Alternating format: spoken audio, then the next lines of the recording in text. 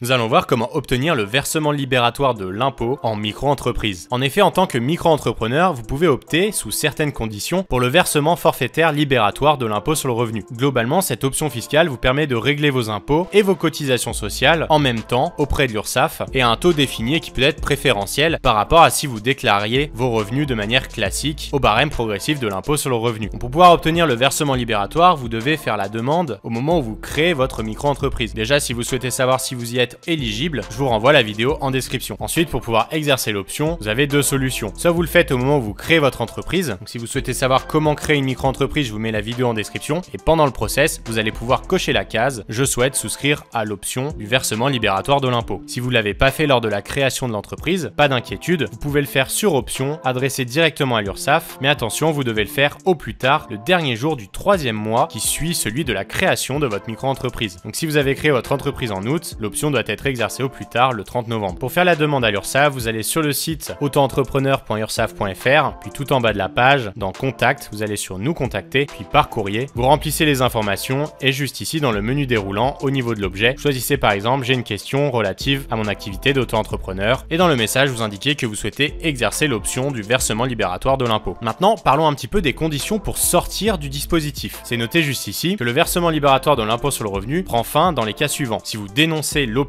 et cela doit se faire avant le 30 septembre de l'année pour un effet au 1er janvier. C'est-à-dire que cette année, par exemple en 2025, si vous souhaitez arrêter le versement libératoire de l'impôt à partir du 1er janvier 2026, alors il faudra dénoncer l'option avant le 30 septembre 2025. Et pour faire ça, vous envoyez un message à l'URSSAF comme je vous ai montré juste avant. La deuxième option, c'est si vous sortez du régime de la micro-entreprise. En dépassant les seuils par exemple, à ce moment-là, vous sortirez du dispositif également. Et enfin, si vos revenus dépassent le seuil prévu. C'est-à-dire que chaque année, pour pouvoir continuer à bénéficier de l'option du versement libératoire de l'impôt, il faut donc que vos revenus en année N-2 soient inférieurs au seuil fixé, comme on l'a vu au départ. Et donc si à un moment vous ne remplissez plus cette condition, alors vous sortirez du dispositif. Mais attention, il est possible que vous ne sortiez pas automatiquement du dispositif si vos revenus dépassent le seuil. Et malgré ça, par contre, ce qui est fort probable, c'est que vous vous fassiez redresser fiscalement quelques années après si vous n'avez pas vous-même dénoncé l'option. Donc attention, ça peut faire très mal. Je vous conseille de bien suivre votre seuil de revenus et si vous n'êtes plus éligible au versement libératoire, de bien dénoncer l'option et de ne pas continuer à en bénéficier malgré tout. Voilà, n'hésitez pas à nous donner vos meilleures idées en commentaire, à vous abonner à la chaîne, à commenter, à liker la vidéo et on se retrouve pour plus d'astuces et de tutos en 1 minute.